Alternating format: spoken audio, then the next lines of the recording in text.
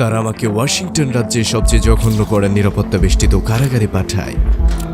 আমি এক ব্যক্তিকে লক্ষ্য করতাম, সে সবসময় আমাকে দেখত। তাকে শ্বেতাঙ্গ ব্যক্তি বলে মনে হচ্ছিল। তার লম্বা গোঁফ ছিল।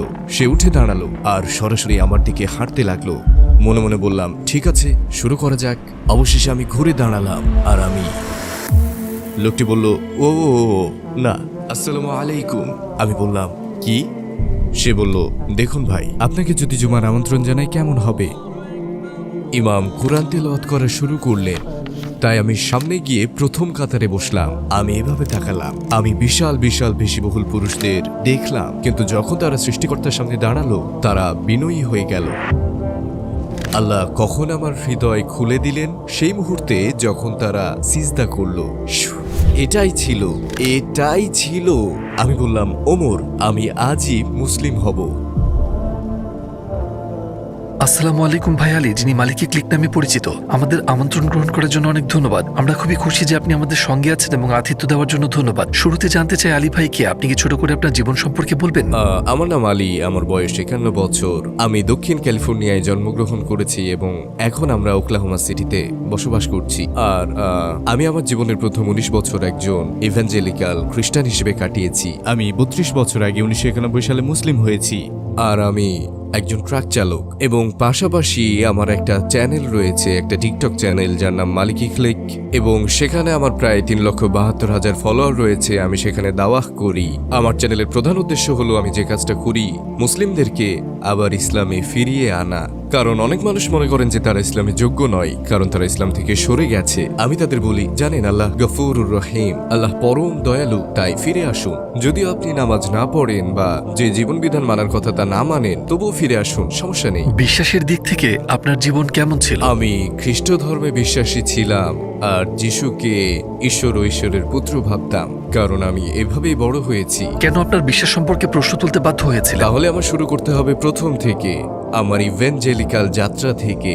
তো এমন হয়েছিল যে আমার যখন 1 বছর বয়স আমার বাবা মায়ের ডিভোর্স হয়। তারা খুব তরুণ ছিল। তো আমি আমার মায়ের সঙ্গে থাকতাম। এক গ্রীষ্মে আমি আমার বাবার কাছে বেড়াতে গেলাম আর তিনি বললেন, আমরা চার্চে যাব। আমার মায়ের সঙ্গে আমরা কখনো চার্চে যেতাম না, হয়তো ক্রিসমাস বা হয়তো ইস্টারের দিন বছরে 2 বার, অথবা আমাদের জীবনে খারাপ কিছু ঘটলে আমরা চার্চে যেতাম, ঠিক। কিন্তু এই সময়টা আলাদা ছিল। যখন আমি বাবার কাছে গেলাম, তিনি আমাকে বললেন যে তিনি তার জীবন খ্রিস্টের কাছে উৎসর্গ করেছে। আর এটা এমন কিছু যা আমি কখনোই শুনিনি। খ্রিস্টের কাছে জীবন উৎসর্গ করা মানে কি? তিনি যিশুর মুক্তির কথা বলতে লাগলেন, আমি মুক্ত এবং এমন কিছু। আমি তখন 7 বছর বয়সী ছিলাম। 7 বছরের আমি ভাবছিলাম তিনি কি বলছেন। তখন আমার বাবা বললেন, আমি তোমাকে দেখাচ্ছি আমি কি বলতে চাচ্ছি। তাই আমরা চার্চে গেলাম। চার্চের ভেতরে ঢোকার ঠিক আগেই, যখন আমরা দরজার বাইরে ছিলাম, আমি শুনতে পেলাম চিৎকার, চেঁচামেচি, কান্না আর গানের শব্দ। আমি আসলে চার্চ থেকে দৌড়ে বেরিয়ে এলাম। এটা আমাকে ভয় পাইয়ে দিচ্ছে। আমি কোনোভাবে এর অংশ হতে পারবো না। তাই আমার বাবা আমার পেছনে দৌড়ালেন। না না না না না, এটা তিনি আমাকে ব্যাখ্যা করার চেষ্টা করলেন তারা কি করছে। কিন্তু 7 বছর বয়সের আমি তেমন কিছুই বুঝতে পারিনি। আমি সর্বদা ঈশ্বরে বিশ্বাস করতাম প্রথম দিন থেকেই। আমি আমার জীবনে কখনোই মনে করিনি ঈশ্বর যদি না থাকেন তবে। আমি কখনোই এই সংশয়ে পড়িনি। আমি বাইবেল পড়ছিলাম, জ্যাকব সম্পর্কে একটা নির্দিষ্ট শ্লোক পড়লাম, যেখানে জ্যাকব বলছেন, আমি প্রথম যে শ্লোক পড়লাম সেখানে লেখা আছে, কেউ ঈশ্বরকে দেখার পর আর জীবিত থাকতে পারবে না। আমি ভাবলাম, কিন্তু মানুষ তো যিশুকে ঈশ্বর বলে, আর তারা সবাই যিশুকে দেখেছে এবং কেউই যিশুকে দেখে মারা যায়নি। শ্লোকটি ছিল, কেউ ঈশ্বরকে দেখার পর আর জীবিত থাকতে পারে না। আমি পরের পৃষ্ঠায় গেলাম আর আরেকটা শ্লোক পড়লাম, সেটা জ্যাকবের আরেক গল্প। সেখানে জ্যাকব ঈশ্বরকে দেখলেনই না, এমনকি ঈশ্বরের সঙ্গে কুস্তি করলেন। তিনি ঈশ্বরের সঙ্গে একটা কুস্তি খেললেন, ঈশ্বরের উরু ধরে ফেললেন আর ঈশ্বরকে বললেন, আমি আপনাকে যেতে দেব না যতক্ষণ না আমাকে আশীর্বাদ করেন। একটু থামুন, আপনি তো বললেন যদি কেউ ঈশ্বরকে দেখে তাহলে কোনো মানুষ আর বেঁচে থাকতে পারবে না। তাহলে জ্যাকব কিভাবে বেঁচে রইলেন এবং ঈশ্বরের কেন এমন আকৃতি রয়েছে যে তাকে ধরে রাখা যায়? আর ঈশ্বর, যিনি কিনা সর্বশক্তিমান, তিনি জ্যাকবের থেকে মুক্ত হতে পারলেন না? এই কাহিনী চলতে থাকলো। আমি কি করলাম? 14 বছর বয়সী আমি আমার হাত তুললাম। পাদ্রী এসে বললেন, কিভাবে সাহায্য করতে পারি? আমি তাকে দেখালাম 2টো শ্লোক আর তার প্রতিক্রিয়া ছিল, আমি তো জানতামই না যে এটা বাইবেলে আছে। আমি বললাম, আমি একটু কিন্তু আপনি তো বাইবেলের শিক্ষক, আপনি দায়িত্বে রয়েছেন আমাদের বাইবেল শেখানোর। আর একজন 14 বছর বয়সী ছেলে হয়ে আমি জিজ্ঞেস করলাম, আমি কিভাবে এটা মেনে নেব? আমি কিভাবে এটা মানতে পারি? আমি কিভাবে খ্রিস্টান হিসেবে আমার বিশ্বাস ধরে রাখবো যখন এই ধরনের বিরোধিতা পড়ি? তারপর আপনার জীবন কেমন চলতে থাকলো? এবং ইসলাম গ্রহণের যাত্রা কিভাবে শুরু হলো? আমি আমার বাবার বাড়ি ছেড়ে আমার মায়ের কাছে এলাম, এবং এর অর্থ ছিল মানে কোনো ধর্মই নেই, যা খুশি করা যায়। এরপরে যা ঘটলো, আমি জীবনকে উদ্দেশ্যহীনভাবে কাটাতে লাগলাম। আমি ঈশ্বরকে বিশ্বাস করতাম, কিন্তু তৃত্ববাদ, খ্রিস্ট ধর্ম বা যিশুকে ঈশ্বর বা ঈশ্বরের পুত্র বলে না মেনে। আর আমি ভেসে বেড়াচ্ছিলাম, আর আমি কিছু খারাপ মানুষদের সঙ্গে মিশে গিয়েছিলাম। আমি উদ্দেশ্যহীনভাবে ঘুরছিলাম। আমার কোনো নৈতিক নির্দেশনা ছিল না, কারণ কোনো ধর্মই, বিশেষ করে খ্রিস্ট ধর্ম, নিজেকে প্রমাণ করতে পারেনি। আমি শুধু এটাকে আঁকড়ে ধরেছিলাম। আপনি এটাকে বলতে পারেন এক ঈশ্বরবাদ। কোনো দিক নির্দেশনা বা এমন কিছু ছাড়াই আমি এভাবে বেঁচেছিলাম। তো আমি এই লোকগুলোর সঙ্গে মিশেছিলাম যখন আমার বয়স 19 ছিল। এক রাতে আমরা এমন কিছু করছিলাম যেটা আমাদের করা উচিত ছিল না। আমার একজন তথাকথিত বন্ধু বলল, আমি একটা জায়গা চিনি যেখানে ডাকাতি করতে পারি, তো সবাই নিজেদের পিস্তল নাও আর চলো। এখন এখানে একটা গুরুত্বপূর্ণ বিষয় হলো, আমার চাকরি ছিল, আমার অ্যাকাউন্টে টাকা ছিল, আমার চুরির প্রয়োজন ছিল না, কিন্তু আমার জীবনে কিছু একটা অনুপস্থিত ছিল। আমার জীবনে কোনো ঈশ্বর ছিলেন না, আমার জীবনে কোনো শৃঙ্খলা ছিল না, সেটাই আমি বলতে চাই। আর আমি এটা করেছি। কেউ যদি আমাকে জিজ্ঞেস করে কেন তুমি ডাকাতি করলে, এই সশস্ত্র ডাকাতি, আমি বলবো উত্তেজনার জন্য। কারণ আমি শূন্য ছিলাম, আমার ভিতরে কিছুই ছিল না, আমাকে বলার মতো কেউ ছিল না, কোনো পরিণতিও ছিল না, কোনো বিশ্বাস ছিল না, আমি কোনো রকম ভাবে টিকে ছিলাম। তো আমরা ডাকাতিটি করেছিলাম, আর 24 ঘন্টার মধ্যেই আমরা গ্রেফতার হলাম। এর আগে কখনো গ্রেফতার হওয়া বা একদিনও কারাগারে কাটানোর অভিজ্ঞতা ছিল না। আমার কাছে কোনো পিস্তল বা বন্দুক ছিল না, আমি কাউকে জিম্মি করিনি বা কারো দিকে বন্দুক তাক করিনি। আমি যেটা করেছিলাম সেটা হলো, আমি শুধু কম্পিউটার, অলংকার আর টাকা গাড়িতে তুলেছিলাম। আইনজীবী আমার কাছে এসে বললেন, আপনি 8 থেকে 10 বছরের সাজা পেতে যাচ্ছেন। আপনি এটা কি বলছেন? সর্বোচ্চ নিরাপত্তা বিশিষ্ট কারাগারে 8 থেকে 10 বছর? আমি ঘুরে বেড়াতাম অপরাধীদের সঙ্গে, পাশবিক মানুষদের সঙ্গে, আর আমি নিজেও পশুতে পরিণত হয়েছিলাম। আমি কিছুই পরোয়া করতাম না। আমি জীবনে কিছু একটা চাচ্ছিলাম যা শূন্যতা পূরণ করবে। তার আমাকে গ্ল্যাডিয়েটর স্কুলে পাঠালো, ওয়াশিংটন রাজ্যের সবচেয়ে ভয়ঙ্কর নিরাপত্তা বিশিষ্ট কারাগারে। সেই কারাগারের নাম ছিল ওয়ালাওয়ালা। যেদিন আমি ওয়ালাওয়ালায় গেলাম, আমি ভীত ছিলাম।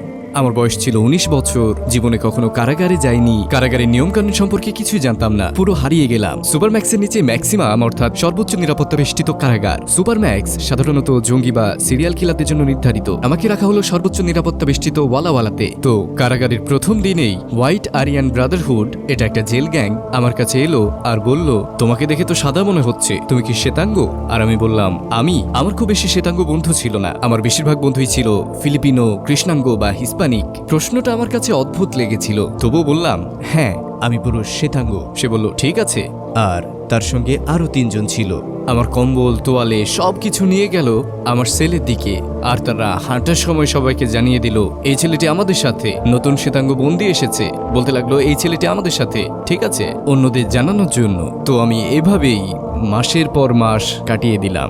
আমাকে জিজ্ঞেস করা হলো, তুমি কি গির্জায় যেতে চাও? আমি বললাম না। তুমি কি বাইবেল পড়তে চাও? আমি বললাম না। আমি নিজেকে অন্য ধর্মগুলো জানার সম্পর্কে ধাবিত করলাম। আমি ইহুদিবাদ পড়েছি। আমি হিন্দু ধর্ম সম্পর্কে পড়লাম মাত্র 5 মিনিটের জন্য। আমি একটা বই পড়লাম আর মনে হলো এটা একদমই আমার জন্য না। সংক্ষেপে বলতে গেলে আমি বলবো 6, 7, 8 মাস পার হয়ে গেল। আমি কারাগারের উঠোনে একা হাঁটতাম। এটা খুবই বিপজ্জনক একটা কাজ। হাঁটতাম, সপ্তাহের পর সপ্তাহ এটা চলতে লাগলো। আমি লক্ষ্য করলাম এক লোক সবসময় আমাকে দেখছে। তাকে দেখতে শ্বেতাঙ্গই মনে হচ্ছিল। তার লম্বা গোঁফ ছিল। যদিও সে শ্বেতাঙ্গের মতো দেখতে, কিন্তু সে বসত কৃষ্ণাঙ্গদের সঙ্গে। সে সবসময় আমাকে দেখতো। আমি ভাবতাম, এ লোকটা নিশ্চয়ই কোনো সমস্যা রয়েছে। আমি আসলেই ভেবেছিলাম আমাদের মধ্যে ঝামেলা হতে যাচ্ছে। তো একদিন আমি ট্রেকে হাঁটছিলাম, আর সেই মানুষ সে উঠে দাঁড়ালো, টেবিল থেকে মাঠে হাঁটলো, পুরো সময় আমার দিকে তাকিয়েছিল। তার সাথে 5 জন আফ্রিকান আমেরিকান ছিল তার সাথে আমার পেছনে। সে সোজা আমার দিকে আসতে লাগলো। আমি ভাবলাম, ঠিক আছে, শুরু করা যাক। এগুলো এভাবে শুরু হয়, আমাকে আক্রমণ করবে তারা, আমার সঙ্গে তারা ঝামেলা শুরু করবে। আমি সবসময় আমার মাকে প্রতিজ্ঞা করেছি। তারা আমার দিকে এগিয়ে আসতে লাগলো, আমার থেকে 10 গজ দূরে এসে দাঁড়ালো। আমি ঘুরে দাঁড়ালাম আর নিজেকে প্রস্তুত করলাম, কারণ আমি জানি কি হতে যাচ্ছে। লোকটি বলল, ও ও ও ও না, এরকম কিছুই না, আসসালামু আলাইকুম। আমি বললাম, কি? সে পেছনে তাকালো আর বুঝতে পারলো এই পরিস্থিতি খুব একটা ভালো দেখাচ্ছে না। তার পেছনে লোকজন ছিল, শক্তিশালী পুরুষরা, আর সবাই মিলে এক ব্যক্তির দিকে এগিয়ে আসছিল। তিনি বললেন, আমি শুধু আপনার সঙ্গে একটু কথা বলতে চাই। আমি বললাম, আপনি যদি একা থাকেন তবে ঠিক আছে। তিনি বললেন, দুঃখিত, এটা ভুল রকম দেখাচ্ছে, আমরা আপনার কাছে ভুলভাবে এসেছি, আমরা দুঃখিত, আমাদের ভুল ছিল। তো আমরা একসঙ্গে পথ ধরে হাঁটতে লাগলাম আর জানলাম তার নাম ওমর, আর সে তুরস্ক থেকে এসেছে। আমি ভাবলাম, ঠিক আছে, প্রথম তুর্কি ব্যক্তি যার সঙ্গে আমি পরিচিত হলাম। তিনি বললেন, আপনি ইসলাম সম্পর্কে কি জানেন? আমার একদমই কোনো ধারণা ছিল না এই শব্দটার মানে কি। আমি তাকে বললাম, ইসলাম এটাকে ইংরেজিতে কি বলে? তিনি বললেন, ইসলাম একটা ধর্ম। আমি বললাম, ও, আমি এটা জানতাম না। তিনি আমাকে দাওয়াত দিলেন, বুঝিয়ে বললেন ইসলাম কি, আর আমরা দীর্ঘক্ষণ কথা বললাম। আর একদিন তিনি একটা বই আনলেন, যেটা একটা তোয়ালেতে মোড়ানো ছিল। তিনি বললেন, তিনি কিছুটা কঠোরভাবে বললেন, শোনেন, আমি আপনাকে একটা বই দেব, কিন্তু এটাকে অবশ্যই পরিষ্কার রাখতে হবে আর অসম্মান করা যাবে না, এটাকে মাটিতে ফেলা যাবে না, ঠিক আছে? আপনি কি কথা দিচ্ছেন? আমি আপনাকে একটা বই দেব। আমি বললাম, অবশ্যই ওমর, কিন্তু কি বই? তিনি বইটা খুললেন, এটা একটা নীল কোরআন ছিল, সোনালী হরফে লেখা, আর তিনি বললেন, এটা আমার পক্ষ থেকে আপনার জন্য উপহার, এখন থেকে এটা আপনার কোরআন। আমি মুড়িয়ে নিলাম আর বললাম, ধন্যবাদ ওমর, আপনাকে অনেক ধন্যবাদ। আমি আমার সেলে ফিরে এলাম আর বইটা খুললাম। সবার আগে আমি যেটা করলাম, আমি সূচিপত্র দেখলাম। আমি কিছু নাম খুঁজতে থাকলাম। মূসা, ঈসা, ইব্রাহিম, ইসাক, ইউসুফ, ইয়াকুব, সব নামই ছিল। আর আমার প্রথম ধারণা ছিল, ওহ ঈশ্বর, এটা তো ঠিক বাইবেলের মতো। আর বাইবেলের মতো এটাও সত্য নয়, এতে অবশ্যই বিরোধ থাকবে, এটা তো সেই ব্যক্তির কথাই বলছে। ওফ, এটা ওমর যা বলছিল তা তো ভালো লাগছিল, কিন্তু এখন জানি না। তাই আমি কোরআন খুললাম আর পড়তে শুরু করলাম। প্রথম যে অধ্যায় আমি খুলেছিলাম সেটা আর রহমান। আমি এটা পড়লাম আর আমি শুধু কোরআনের ভাষা আর প্রকাশভঙ্গি আমার কাছে একেবারে অনন্য মনে হলো। আর আমি ভাবলাম, এই বইটির ভাষা শৈলী অসাধারণ। তাই আমি কোরআন বারবার পড়তে থাকলাম। তৃতীয় দিনে আমি কোরআনে গভীরভাবে মনোনিবেশ করলাম। আমি ঘন্টার পর ঘন্টা পড়ার জন্য প্রতিজ্ঞাবদ্ধ হলাম। এরপর যা ঘটলো, আমার সেলমেট বলল, এই তুমি কি রাতের খাবারে যাবে না? আমি বললাম, রাতের খাবার? কোরআন থেকে চোখ তুলে বললাম, রাতের খাবার? সে বলল, হ্যাঁ, তুমি নাস্তার পর থেকে এই বইটাই পড়ছো, তুমি কি খাবার খাবে না? আমি বললাম, হ্যাঁ, খাওয়া তো উচিত। আমি কোরআন বন্ধ করলাম আর খেতে গেলাম আর ভাবলাম, ও, আমি সত্যি এই বইটাতে ডুবে গেছি। কেন? এটা খ্রিস্ট ধর্ম নয়, কিন্তু এটা একই ধরনের কথা বলছে। এখানে কি হচ্ছে? সপ্তাহ পেরিয়ে গেল, 2-3 মাসও কেটে গেল। ওমর আমার কাছে এসে বলল, শোনেন, যদি আপনাকে জুমার দাওয়াত দিই কেমন হয়? বললাম, ওমর, জুমা? আমি জানি না আপনি কি বলছেন। হ্যাঁ, জুমা। আপনি তো রবিবারের প্রার্থনা জানেন, মুসলিমদের জন্য এটা শুক্রবারে। আপনি আসতে চান? আমি বললাম, অবশ্যই, তবে আমাকে ঘুড়ি ওড়াতে হবে, যার মানে কমান্ডিং অফিসারের থেকে অনুমতি নেওয়া এখানে অংশগ্রহণের জন্য। তাই আমি একটা নোট লিখলাম, আমি জুমার নামাজে অংশ নিতে চাই। আমার অনুরোধের কয়েক ঘন্টার মধ্যেই জুমার নামাজে যাওয়ার বিষয়ে সিও আমাকে ব্যক্তিগতভাবে ডাক দিলেন। আমি বললাম, ঠিক আছে, বিষয়টা কি? আমি সিওর অফিসে ঢুকলাম আর তিনি আমার আবেদনপত্র তুলে ধরলেন। এটা কি আপনি কি অনুরোধ করেছেন? আমি দেখলাম আর বললাম, হ্যাঁ, একদমই। আপনি কি কৃষ্ণাঙ্গদের সাথে জুমাই যেতে চান? আমি বললাম, হোক তারা কালো, হিসপ্যানিক, এশিয়ান, হ্যাঁ, আমি দেখতে চাই তারা কি করে, তাদের পদ্ধতি, তারা কিভাবে ইবাদত করে। হ্যাঁ, আমার কাছে এটা অস্বাভাবিক লাগেনি যে আমার সেখানে যে অন্য সংস্কৃতি আর মানুষদের জানার ইচ্ছে ছিল। সে বলল, শুনুন, আমি আপনাকে সত্য বলছি, আপনি যদি যেতে চান আর এদের সঙ্গে থাকতে চান, আর সে তাদের গালি দিল, আপনি যদি যান এবং এদের সঙ্গে থাকেন, শুধু একটা কথা মনে রাখবেন, যখন তারা আপনাকে মারবে, তারা যখন আপনাকে পেটাবে, আমরা আপনাকে রক্ষা করব না। আমি আমার গার্ডদের সেখানে পাঠাবো না আপনার জন্য, যদি আপনি এরকম মানুষদের সঙ্গে থাকতে চান। আমি শুধু বললাম, হ্যাঁ, যাই হোক, আমি যেতে চাই। সে সই করলো আর বলল, আপনার কুলখানি, যান, জুমাই যান। আমি কখনো কৃষ্ণাঙ্গদের ভয় পাইনি, অথবা হিসপ্যানিক বা অন্য কেউ, বিশেষ করে ধর্মীয় মানুষদের। আমি শুধু জানতে চেয়েছিলাম। তো একজন খ্রিস্টান হিসেবে আমার প্রথম জুমাই যাওয়া ছিল একজন খ্রিস্টান হিসেবে, মুসলিম হিসেবে নয়। আর এখানে আমি একজন শ্বেতাঙ্গ, কালো মানুষদের দ্বারা পরিবেষ্টিত আর একজন তুর্কি ব্যক্তি, যিনি আমাকে মাসের পর মাস দাওয়াত দিচ্ছিলেন। আর প্রথম জিনিস যা আমি অনুভব করলাম জুমাই, তা ছিল আজান। এবং যখন আমি প্রথমবার আজান শুনলাম, এটা কেবল আমাকে নাড়িয়ে দিল, আমার হৃদয়কে স্পর্শ করলো। আমি ওমরের দিকে ফিরে বললাম, ওমর, এই সুন্দর গানটা কি যে ব্যক্তি গাইছেন? তিনি বললেন, এটা গান নয়, এটা নামাজের আহ্বান। তিনি মূলত যা বললেন তার অনুবাদ করলেন, আর আমি শুধু বললাম, এত সুন্দর, এত সুন্দর। তিনি বললেন, আসুন আপনাকে দেখাই আমরা কি করি। আমরা উজু করব। তাই তিনি আমাকে উজু করা শিখিয়েছিলেন। আর আমি উজু করলাম একজন খ্রিস্টান হিসেবে, শুধুমাত্র অভিজ্ঞতা নেওয়ার জন্য। তাই আমি উজু করলাম একজন খ্রিস্টান হিসেবে, একজন মুশরিক হিসেবে। আর আমি ওমরের সঙ্গে বসে পড়লাম আর আমরা খুতবা শুনলাম। আর আমাদের নামাজের সময় হলো। আর তাই ওমর বললেন, শুনুন, আপনি একপাশে বসুন, আমরা নামাজ পড়ব। আর আমি বললাম, 1 মিনিট, তার আগে আমার কিছু প্রশ্ন আছে। যখন আপনারা নামাজ পড়েন, আপনি বললেন যে ইমাম সামনে থাকেন আর তিনি কোরআন পড়েন, তিনি কি বই থেকে পড়েন? তিনি কি আপনাদের মুখোমুখি থাকেন আর সবার সামনে পড়ে শোনান? তিনি বললেন, না, এই ইমাম সম্পূর্ণ কোরআন মুখস্থ করেছেন। আমি বললাম, ওমর, এই বই, এই মোটা বইটি যেটা আপনি দিয়েছেন তিনি পুরোটা মুখস্থ করেছেন? তিনি বললেন হ্যাঁ, এবং লক্ষ লক্ষ মানুষ মুসলিমরা এটিকে মুখস্থ করেছেন। 7 বছর বয়স থেকে 10 বছর 12 বছর বয়স থেকে নারী পুরুষ সবাই। আমি শুধু ভাবলাম বাহ, আর আমার মনে সবকিছু ঘুরতে লাগলো। এই মানুষগুলো আলাদা, তারা আমাদের নামাজের জন্য ডাকছেন একটা সুন্দর সুরেলা কণ্ঠে। এই মানুষরা তাদের হাত, কনুই, তাদের বাহু, মুখ, পা ধুয়ে নিচ্ছেন আল্লাহর ইবাদত করার আগে। আমরা এটা কখনো করিনি। আমরা খ্রিস্টান হিসেবে কেন করিনি? আমাদের কেন এমন কিছু ছিল না? কেন আমাদের গিটার, ড্রাম ছিল আর গির্জার ভেতর গান গাওয়া হতো? কেন আমাদের এটা ছিল না? এটা তো সুন্দর। এটা আমার কাছে সবসময় স্বাভাবিক মনে হয়েছে। বাস্তবিক অর্থে একজন খ্রিস্টান হিসেবে জুমায় অংশ নিয়ে আমি খুব আপন অনুভব করলাম, একই সময়ে মুসলিম না হয়েও। আর ওমর বললেন, শুনুন, ঠিক আছে, এখানে দাঁড়ান অথবা এখানে বসুন, আমরা সারিবদ্ধভাবে দাঁড়াবো এবং আমরা নামাজ পড়বো, তারপর কথা বলবো। আপনার যদি প্রশ্ন থাকে তখন করতে পারেন। বললাম, দারুণ। তারা নামাজ শুরু করলেন, ইমাম কোরআন তেলাওয়াত শুরু করলেন, আর আমি আবার ভাবলাম তিনি শুধু পড়ছেনই না, তিনি তিলাওয়াত করছেন। এই মানুষরা একে অপরকে ভালোবাসে আর একে অপরকে নামাজের জন্য ডাকে। কেউ যদি জানতে চায়, আলী আপনার হৃদয় কিসে পরিবর্তন করলো, এটা কখন ঘটলো, এটা কিভাবে ঘটলো, এটা কেন ঘটলো, সহজ। আমি বলি, আমি আগে যা বলেছি সেই সমস্ত কিছু সহ আজান, কোরআন মুখস্থ করা। আপনারা এগুলো তো জানেন যে আমাকে সবচেয়ে বেশি প্রভাবিত করেছিল, যে আমার হৃদয় বদলে দিয়েছিল। আমি আমার জায়গা থেকে উঠে দাঁড়ালাম। তিনি আমাকে সেখানে থাকতে বলেছিলেন, কিন্তু আমি সেখানে গিয়েছিলাম অভিজ্ঞতার জন্য। আমি সবকিছু চাইছিলাম। তাই আমি যা করলাম তা হলো আমি প্রথম কাতারে গেলাম, আর আমি এভাবে তাকালাম। আমি নামাজের প্রথম কাতারের দিকে তাকালাম, কারণ আমি দেখতে যাচ্ছিলাম এটা আসল কিনা। এই মানুষদের জন্য এটা কি সত্য? তারা যখন ইবাদত করে কেমন লাগে? আর আমি দেখলাম পেশিবহুল পুরুষ, বিশাল দেহী মানুষ, কিন্তু যখন তারা তাদের সৃষ্টিকর্তার সামনে তারা বিনয়ী হয়ে গেল আর তাদের সেই কঠোরতা হারিয়ে গেল, তাদের চোখ নিচু ছিল, তারা সৃষ্টিকর্তার সামনে বিনয়ের সাথে ছিল। আর আমি শুধু এভাবে দাঁড়িয়েছিলাম, এইভাবে, আর তাদের দিকে তাকিয়ে বললাম, বাহ। কিন্তু আবারও, যদি কেউ সেই মুহূর্ত জানতে চায় কখন আল্লাহ আমার হৃদয় খুলে দিলেন, তা তখন যখন তারা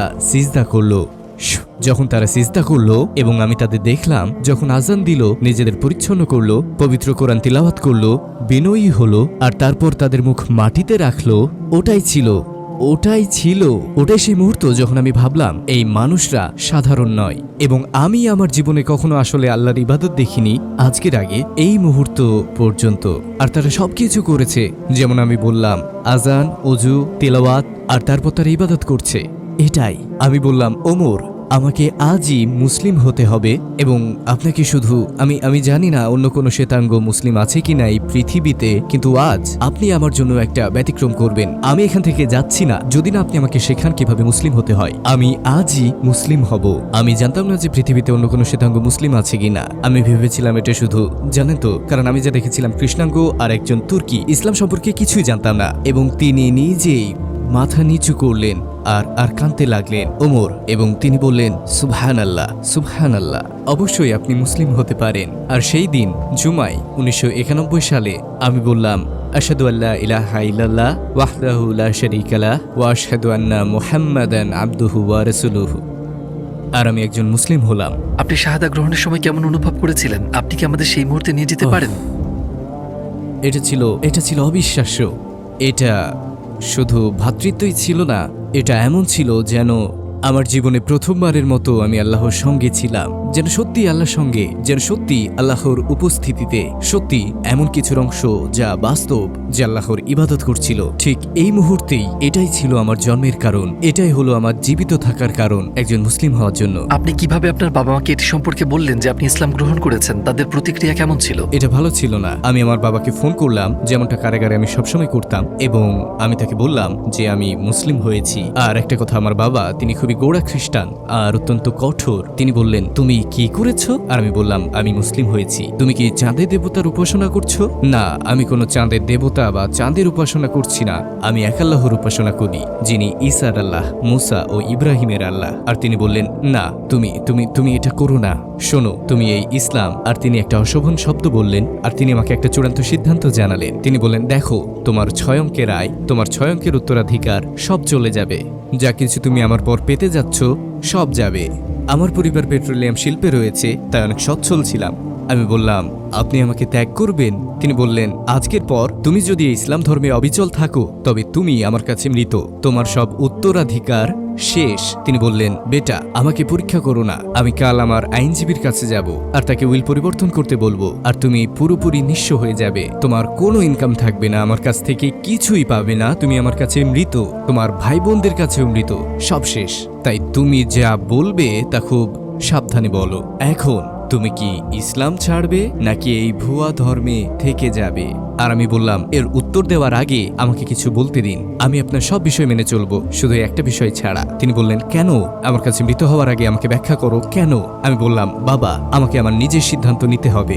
6 অঙ্কের উত্তরাধিকারের চেয়েও আরো বেশি কিছু আছে, সম্পত্তির চেয়েও বেশি কিছু আছে, এই জীবনের পরেও আরো কিছু আছে, আর আমি এই জীবন নিয়ে মোটেও চিন্তিত নই। তাই যখন মুক্তির কথা আসে, আপনি আপনার টাকা রাখতে পারেন, আমার ভাই বোনদের দিয়ে দিন, দান করে দিন, আমি পরোয়া করি না। আমি সিদ্ধান্ত নিয়েছি আমাকে অবশ্যই মুসলিম হতে হবে এবং মুসলিমই থাকতে হবে। আর আজ আমি এখানে 32 বছর পরেও একজন মুসলিম, আলহামদুলিল্লাহ। তো তারপর আমি মুসলিম হওয়ার এবং মুসলিম থাকার সিদ্ধান্তে অটল ছিলাম, এবং প্রায় 2 সপ্তাহ পর ডাকযোগে আমি একটা চিঠি পেলাম। তিনি ঠিক সেটাই করেছিলেন, তিনি তার আইনজীবীর কাছে গিয়েছিলেন।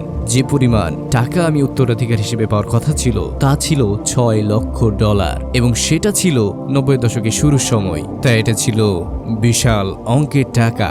তো আমি কেন এর উপর মূল্য নির্ধারণ করব? আমি পরোয়া করতাম না যদি এটা 600 মিলিয়নও হতো। দেখুন, আপনি আর আমি, আমরা কবরে শায়িত হব এবং আমরা আল্লাহ সুবহানাহু ওয়া তাআলার সামনে থাকব, যিনি এক, যিনি অনিবার্য, এবং আমাদেরকে জীবনে আমরা যা করেছি তার ব্যাপারে প্রশ্ন করা হবে।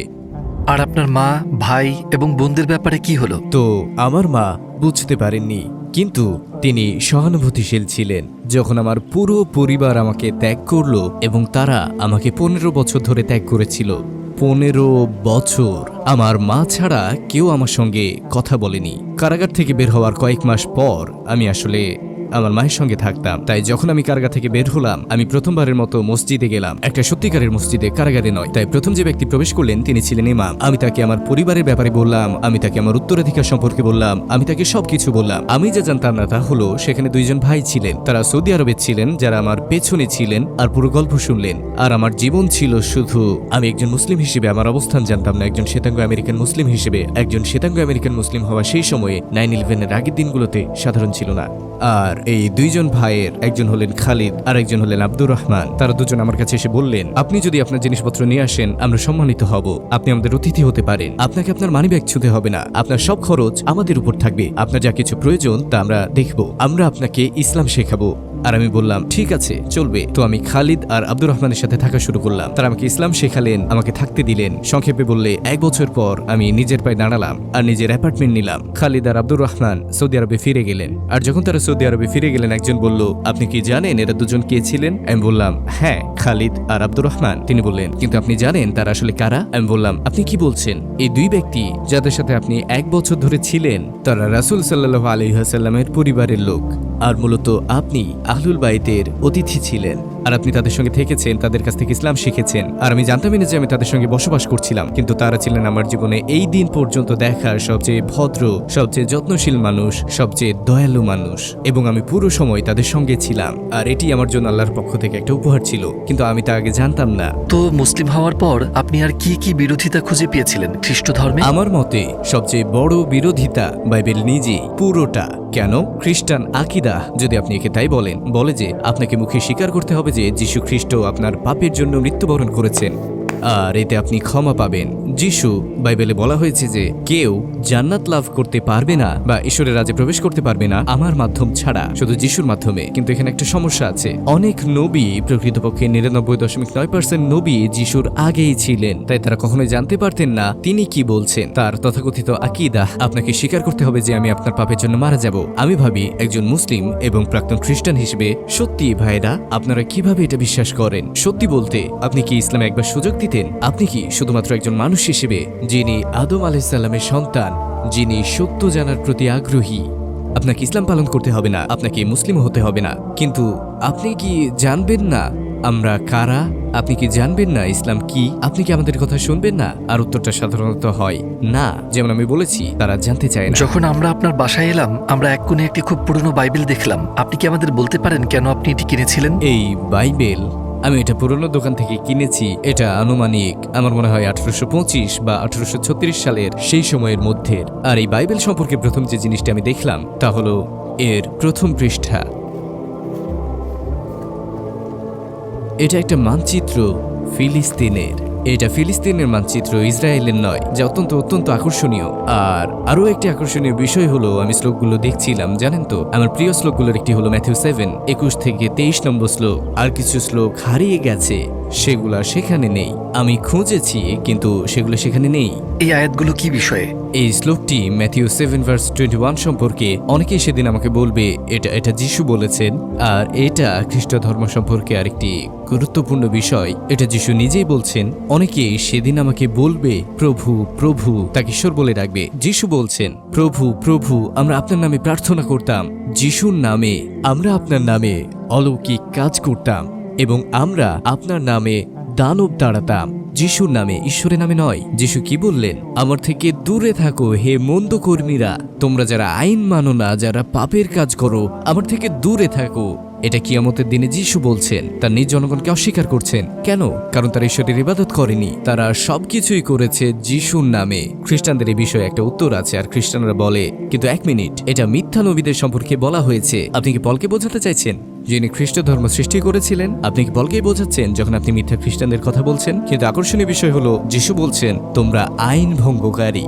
কিন্তু যদি আপনি যিশুর নামে প্রার্থনা করেন এবং আপনি যিশুর নামে অলৌকিক কাজ করেন এবং যিশুর নামে দানব তাড়ান, আর যিশু বলছেন তোমরা আইন মানো না, তোমরা আমার আইন ভেঙেছো, তোমরা কিভাবে আমাকে ঈশ্বর বলছো, তোমরা কেন আমার নামে প্রার্থনা করছো? এখানে কোনো শরিক নেই। শোনো হে ইসরায়েল, তোমাদের ঈশ্বর এক, তিনের ভেতর এক নয়, একের ভিতর তিন নয়, না পিতা না পুত্র না পবিত্র আত্মা। কেন খ্রিস্ট ধর্ম হতে হবে এত রহস্যময় এবং বিভ্রান্তিকর? ইহুদিরা বলে শোনো হে ইসরায়েল, তোমাদের ঈশ্বর এক। মুসলিমরা বলে লা ইলাহা ইল্লাল্লাহ। খ্রিস্টানরা বলে যিশু বলেছেন আমি হলাম আমি। কেন যিশু বাইবেলে বলেন না আমি হচ্ছি ঈশ্বর, আমার ইবাদত করো, আমি হচ্ছি এক, আমি যিশু, ইবাদত করো?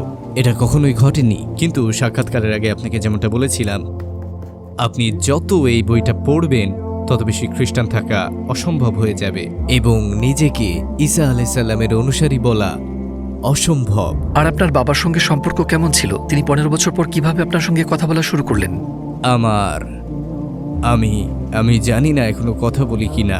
এই প্রশ্নের উত্তর দেওয়া কঠিন যখন মানুষ আমাকে জিজ্ঞেস করে।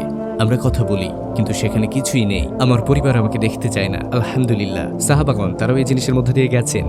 ঠিক আছে, এটা কঠিন, এটা কষ্টকর, এটা ভালো হতো, এটা আরো সুন্দর হতো যদি আমি আমার পরিবারকে পাশে পেতাম, বিশেষ করে আর্থিক সমস্যাগুলো যেগুলো আমি অতীতে মোকাবেলা করেছি। এটা চমৎকার হতো, কিন্তু আরো সুন্দর হলো আল্লাহ সুবহানাহু ওয়া তাআলার উপর নির্ভর করা এবং সেই 200 কোটি মানুষ যাদের আমি বলি আমার ইসলামী ভাই ও বোন। আপনার গল্প ও আপনার টিকটকের পোস্ট দেখার পরে কেউ কি অনুপ্রাণিত হয়েছে এবং মুসলিম হয়েছে? অনেক মানুষ হয়েছেন। টিকটকে আমি 32 বছর ধরে মুসলিম।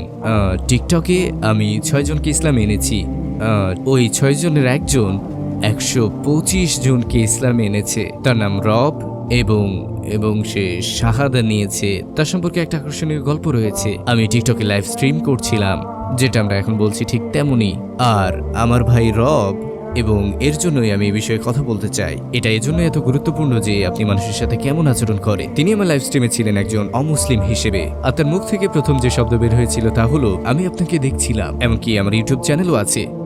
তার মুখ থেকে প্রথম শব্দটি ছিল আপনি জানেন আমি আপনাকে দেখছিলাম। আমি আপনাদের কি বলছিলাম ভাই ও বোনেরা, প্রত্যেকেই আপনাকে দেখছে, তাই না? আমি যা জানতাম না তা হলো আমার ভাই রব যে এসেছিল কাকতালীয়ভাবে নয়, আল্লাহ তাআলার ইচ্ছাই ছিল এটি হওয়ার। সে সেদিন রাতে নিজেকে হত্যা করতে যাচ্ছিল। তার কথা অনুযায়ী সে একটা ভিডিও করেছিল যেখানে আত্মহত্যার কথা বলছিল, এবং সে শুধু দাওয়াহ মিশনের দিকে এগিয়ে গেল এবং 125 জনকে ইসলামে নিয়ে এলো মাত্র 6 মাস সময়ের মধ্যে। যদি আপনার যে কোনো একটি দোয়া কবুল হয় যা আপনি জানেন যে তা কবুল হবে, আপনি কি দোয়া করবেন? একটি দোয়া যে আমি প্রায় প্রতিদিনই করি, হে আল্লাহ ফিলিস্তিনি জনগণকে বিজয় দান করুন, হে আল্লাহ আমাদের একত্রিত করুন আলমান নাফিয়ায় উপকারী জ্ঞানের, কিন্তু প্রধানত ফিলিস্তিনি জনগণের জন্য, উইঘুর জনগণের জন্য, প্রতিটি মুসলিমের জন্য যারা সারা বিশ্বে নির্যাতিত। আমি আল্লাহ তাআলার কাছে প্রার্থনা করি যেন শুধু মুক্তি দেন না, বরং তাদের বিজয় দান করেন তাদের নির্যাতনকারীদের উপর এবং দুঃশাসকদের উপর যারা তাদের উপর নির্যাতন চালায়। এটা আমি কামনা করি। আপনি কি স্বপ্নে নবী মোহাম্মদ সাল্লাল্লাহু আলাইহি ওয়াসাল্লামকে দেখেছেন? 2 বার। সত্যি? আলহামদুলিল্লাহ। এবং আমার স্বপ্নে আমি বালির উপর হাঁটছিলাম একটা বাতাসের বয়ে চলা পথে, যেখানে আমার উপর শুধু পাথর ছিল। আমি আমার হাঁটুর নিচে তাকালাম এবং একটা পদচিহ্ন দেখলাম। কত আশ্চর্যজনক যে পাথরের মধ্যে একটা পদচিহ্ন আছে। এবং আমি স্বপ্নের মধ্যে জোরে জোরে বললাম, এটা এখানে কেন? কার পদচিহ্ন এটি? এবং আমি পেছন থেকে একটা কণ্ঠ শুনলাম, এটা তোমার পিতা ইব্রাহিমের পদচিহ্ন। আমি বললাম, আমার বাবার নাম ইব্রাহিম নয়। তিনি বললেন, নবী ইব্রাহিম। আমি ঘুরে দাঁড়ালাম এবং সুবহানাল্লাহ, তিনি সেখানে ছিলেন, রাসূলুল্লাহ সাল্লাল্লাহু আলাইহি ওয়াসাল্লাম। আমি তার কাছে পৌঁছানো ঠিক আগে আমি চাচ্ছিলাম হাঁটু গেড়ে বসে তাকে আলিঙ্গন করতে, কিন্তু স্বপ্ন শেষ হয়ে গেল। তো আমি সেই স্বপ্ন থেকে জেগে উঠলাম তাকে আবার স্বপ্নে দেখার আকাঙ্ক্ষা নিয়ে, এবং বহু বছর পরে আমি দেখলাম, এবং আমি মরুভূমিতে ছিলাম আর দূরের দিকে দেখলাম তিনি আমার হাত ধরে বললেন, আমি চাই তুমি আরো মানুষের সাথে দেখা করো। তিনি বসে পড়লেন আর আমি ঠিক তার পাশেই বসলাম। তারপর তিনি বললেন, এখানে দেখো, এখানে আছেন আবু বকর সিদ্দিক। তিনি বললেন, আর এখানে আছে উমর ইবনে আল খাত্তাব, এবং এটা উসমান বিন আফফান, আর এটা আলী বিন আবি তালিব। তারা সবাই তোমাকে ভালোবাসে। স্বপ্নের মধ্যে ভাবছিলাম, কেন তারা আমাকে ভালোবাসে? আমি তো কেউ নই, কেন ভালোবাসে? কিন্তু আলহামদুলিল্লাহ, এটা ছিল আমার জীবনের অন্যতম সেরা স্বপ্ন। আমি আপনাকে ভালোবাসি হে রাসূলুল্লাহ, আমি আপনাকে ভালোবাসি। ভাই আলী, আপনাকে ধন্যবাদ আপনার গল্প শেয়ার করার জন্য। আমরা অনেক কিছু শিখেছি এবং আপনার দ্বারা সত্যি অনুপ্রাণিত হয়েছি। জাযাকাল্লাহ। আল্লাহ আপনাকে পুরস্কৃত করুন সকল দিনই প্রচেষ্টার জন্য। ওয়া ইয়াক আমিন। আমন্ত্রণের জন্য ধন্যবাদ, এটা সম্মানের।